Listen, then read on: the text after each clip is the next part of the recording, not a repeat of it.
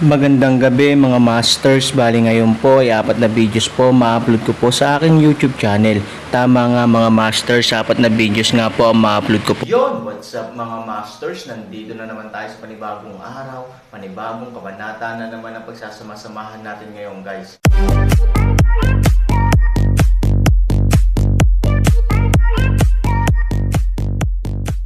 Bali mga masters, kung bago ka pa lang po sa aking YouTube channel, please click the subscribe button, lalong-lalo na po yung notification bell guys, para maging connected pa rin tayo sa isa't isa at maging updated kayo sa mga susunod ko pang video. Bali mga masters, bago natin umpisahan ng kwento ay mag-shoutout po muna tayo para sa mga solid nating tagapakinig. Shoutout kay Panday 2.0, shoutout kay Darwin Robera.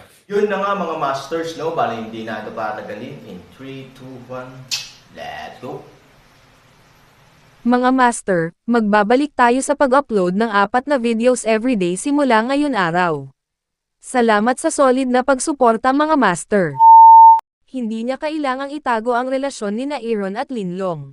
Kaya lang mahirap ipaliwanag. Kahit si Aaron mismo ay hindi naiintindihan ang kahulugan ng panguaks. Gusto mo ba talagang malaman? Si Han Sunny ay taos-pusong tumingin kay Linlong. Matagal na abala si Lin na tumanggo. Napakalakas na ng kanyang panloob na pag-uusisa, dahil hindi niya talaga maintindihan kung bakit nagkaroon ng malaking pagbabago si Chimeng bago at pagkatapos. Bago pumunta sa sinaunang larangan ng digmaan, hindi pinansin ni Chimeng ang Aaron, kahit na hinayaan niya si Aaron na maging lingkod niya. Ngunit ngayon, si Chimeng ay masunurin sa Aaron, mula sa master hanggang sa katulong. Ang iniisip ni Lin ay ang ganitong uri ng pagbabago ay maaaring nangyari nang ang sinaunang larangan ng digmaan at Aaron ay pinaghiwalay. Ang Aaron ay tiyak na nakakuha ng isang uri ng pakikipagsapalaran o isang bagay na makapangyarihan. Sa katunayan, hindi ko alam kung ano ito. Mayroon ako nito noong ako ay nasa lupa. Nang matapos ang Aaron, nagsimulang kumislap ang marka ng palakol sa kanyang noo. Pagkatapos ay lumutang ang kumikislap na palakol sa palad ni Aaron, at unti-unting nakabawi mula sa laki ng isang butil ng bigas. Nang makita ang palakol na ito, hindi makapaniwala si Linlong sa kanyang mga mata. Hindi alam ni Aaron kung ano ang palakol, ngunit ramdam niya ito. Sinasabing may pinakamataas na artifact sa mundo, na siyang hari ng lahat ng uri ng armas. Ano man ang uri ng sandata nito, hindi ito may kukumpara, dahil naisakatuparan nito ang gawaing pangunguna sa mga kamay ng sariling amo. Ito, paano na? Hindi makapaniwalang umiling si Linlong, hindi makapaniwalang lalabas si Panguak sa kamay ni Aaron. Dati itong master, ngunit ang lumikha ng mundo, at ang tunay na unang tao sa universo. Paano mapaamo ang gayong mahiwagang sandata ng Aaron? Nang makita ang pagbabago ng ekspresyon ni Linlong, hindi na makapaghintay si Aaron na magtanong, alam mo ba kung ano ito? Bagamat alam ni Aaron ang kapangyarihan ng panguaks, wala siyang tiyak na kahulugan kung anong uri ito ng artifact. Kung alam ni Linlong kung ano ang palakol, mas malalaman ni Aaron ang tungkol dito. Ikaw, hindi mo ba alam? Sinabi ni Linlong na hindi alam ni Aaron kung ano iyon nang makakuha siya ng ganoong kayamanan. Parang masarap na ulam lang sa harap niya. Hindi lang alam ng Aaron kung ano iyon. Cut the crap and tell me what it is. Sabi ni Aaron. Ang pangalan nito ay Panguaks. Minsang naitala ng Dragon Clan ang hitsura nito sa mga lihim na libro. Mapalad akong nakita ito noong bata pa ako, ngunit hindi ko akalain na makikita ko ang kakanyahan nito, sabi ni Linlong. Pangu palakol. Pangalan lang. Ngunit sa pamamagitan ng pangalang ito, malamang na nahulaan ng Aaron kung sino ang may-ari nito. Pagkatapos ng lahat, narinig na ng Aaron ang kwento ng paglikha ni Pangu. Ibig mong sabihin itong palakol ay ginamit ni Pangu? Tanong ni Aaron. Hindi lang ito madaling gamitin. Ginagamit ito ng Pangu para likhain ang mundo. Ito ang may pinakamadalisay na kapangyarihan sa mundo, na hindi mapapantayan ng sinuman at anumang artifact, sabi ni Linlong.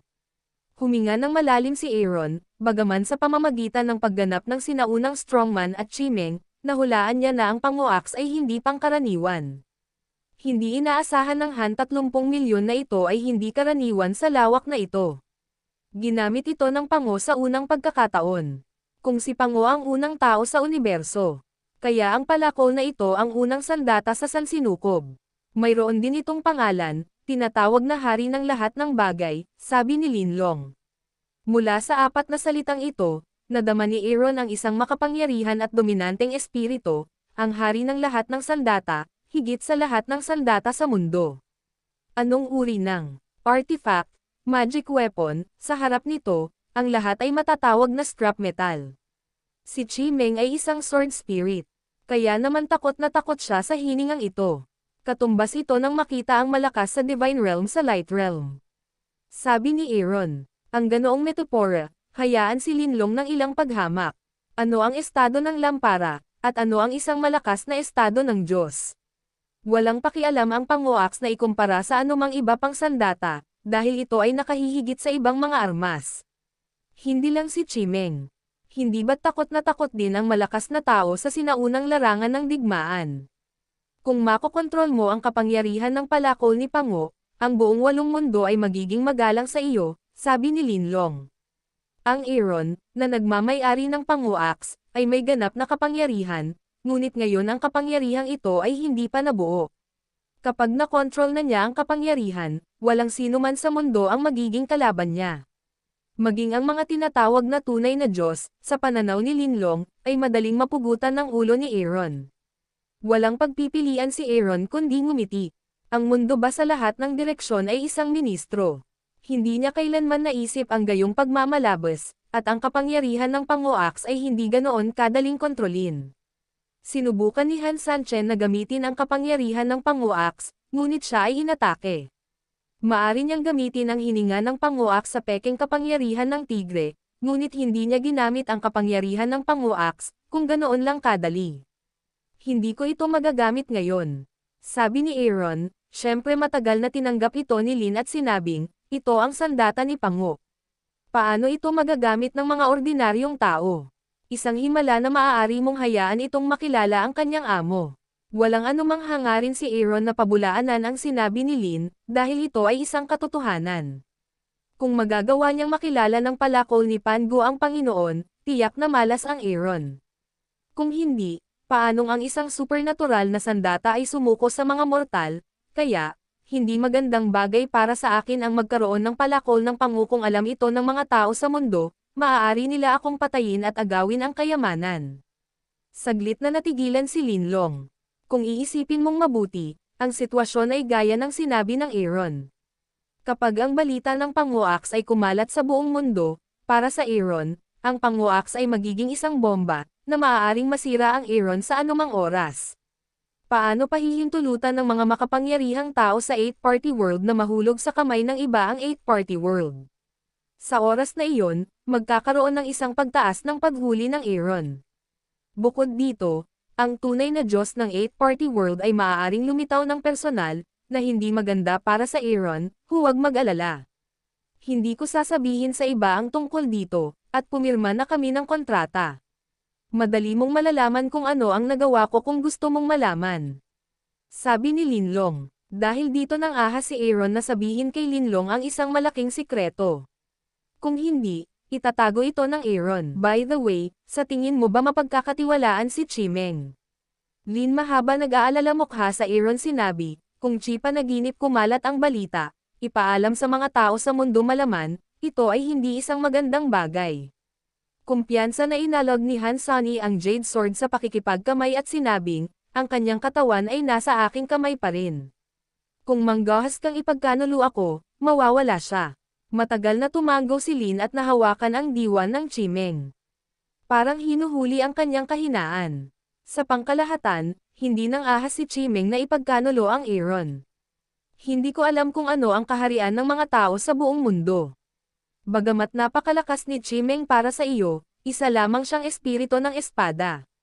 No menon, mahirap ibigay ang lahat ng kanyang lakas kung masyadong malakas ang kabilang panig, maaaring hindi kalaban si Chi Meng. Pinaalalahanan ni Lin ang Aaron. Kailangan nitong ipaalam sa Aaron na hindi niya may lalagay ang lahat ng pag-asa niya kay Chi Meng. Hindi niya maisip na kapag ginawa ito ni Chi Meng ay kakayanin niya ito. Kailangan din niyang magplano kung paano ito haharapin kung mabaigo si Chi Meng. Kung hindi niya magawa, mas lalo akong hindi kwalipikado. Ano pa bang magagawa ko maliban sa maghintay na mamatay? Walang choice si Han Sanchen kundi ngumiti. Ang kanyang kasalukuyang estado ay hindi kapareho ng dimensyon ng malakas sa lahat ng direksyon. Hindi si Han Sanchen ang umaasa kay Chimeng, ngunit ngayon ay kailangan niyang gawin ito. Kung may iba pang pagpipilian, hinding-hindi ito iiwasan ni Han Sanchen at maiiwasan ang pagmamaliit ng mga taong iyon sa mundo. Well, that's true. Masyado ka pang mahina. Umiling si Linlong nang walang magawa. Tinitigan ni Aaron si Linlong at sinabing, halos kasing galing ka sa akin. Hindi mo makakalimutan na minsan ay nakipag-away ako sa iyo sa isang malapit na laban. Sinabi ni Linlong na hindi kumbinsido ang mukha. Alam mo ba kung gaano kalaki ang impluwensya ng pagtulog sa loob ng 1,000 taon sa aking lakas? Kung hindi ang estado na kagigising ko lang sa oras na iyon, ikaw ay nilamon ko na bilang pagkain sa aking nag-iisang anak na lalaki. Hindi mo pala ako kinain. Nasa bar din ang Aaron. Ayaw niyang aminin na mahina siya sa harap ng lalaking ito. Iyon ay dahil iniligtas ng space reversal ang iyong buhay, sabi ni Linlong. Ito ang katotohanan na kung walang mga bitek sa espasyo, na humantong sa muling pagsilang ng Aaron, siya ay namatay sa ilalim ng mga kuko ni Linlong. Ngunit ano ang tungkol sa mga katotohanan? Hanggat hindi kinikilala ng Aaron ang gayong katotohanan, maaari siyang ituring na wala. Huwag mong sabihin ang mga walang kwentang bagay na ito, sa mundo ng Xuanyuan, may paraan ba para palakasin ako? Aaron tinanong Lin mahaba, sa panahon ng krisis, ito ay isang pag-aaksaya ng oras para sa Aaron upang debate ang mga walang kahulugan na bagay. Not before, but now you have. You just need to control the power of Panguax, sabi ni Linlong. Ngayon hindi na kailangan ng Aaron na linangin ang kanyang sariling kaharian tulad ng mga ordinaryong tao. Sa halip, buong puso niyang sinakop ang kapangyarihan ng palakol ng pango. Hanggat ginagawa niya ito, ang Aaron ay maaaring manalo sa tuktok ng mundo gamit ang Panguax. Ito ang pinakadirektang paraan, ngunit hindi ito simple. Alam ni Aaron ang sakit ng pagkagat ng palakol ni Pango, ngunit handa siyang maging mas malakas. Tumahimik ka sandali habang may oras pa. Aaron tapusin, pagkatapos ay patungo sa gilid ng burol bato room. Nakahanap ang Aaron ng isang tahimik na lugar sa maulap na sekta at nagsimulang magsanay sa pag-iisa. Sa kabilang banda, matapos umalis ni Chimeng ang Ethereal Clan, hindi mapatahimik ang kanyang kalooban sa mahabang panahon. Bilang isang artifact, mayroong isang malaking agwat sa pagitan niya at ng Panguax, at ang agwat na ito ay hindi masusukat, na nagpaparamdam kay Chimeng na hindi ka panipaniwala. Ang maalamat na Panguax ay napakalakas kaya't ganap nitong pinipigilan si Chimeng at hindi na siya makalaban. Ngunit paano nahuhulog ang mga artifact na ito sa mga kamay ni Aaron? Paano niya makokontrol ang kapangyarihan ng Panguax, parang basura lang. Ayon sa alamat, tanging ang may kapangyarihan ng Pango ang makakakontrol sa palakol ni Pango. Mahirap sabihin na siya, si Chimeng, na nagsasalita sa sarili, ay nagsimulang umiling. Ang Pango ay naging mga bundok at ilog at naging bahagi ng sansinukob. Paano siya naging tao muli? Matapos ay veto ang posibilidad na ito, maiisip na lamang ni Chimeng na ang Aaron ay sapat na mapalad upang makakuha ng Panguax, o walang ibang makatwirang paliwanag. At ngayon, maaari lamang sundin ni Chimeng ang mga utos ni Aaron. Dahil ang kanyang hininga ay natural na pipigilan ng Panguax, na kabilang sa parehong antas ng pagsupil, si Chimeng ay walang paraan upang baligtarin. At ang Nomenon ay nasa kamay pa rin ni Aaron, kaya kailangang gawin ito ni Chimeng ayon sa mga salita ni Aaron. Sa mundo ng Xuanyuan, walang matatawag na kalaban ni Chimeng, at sa octagonal na mundo, maaari ding makitungo si Chimeng sa ilang mas mababang antas na tao. Ngunit kung ang kabilang panig ay umabot sa kungtong, ito ay isang napakahirap na bagay para kay Chimeng. Yun na nga mga masters, no? Bali panibagong kabanata na naman yung natapos natin ngayong gabi. Muli, maraming salamat po.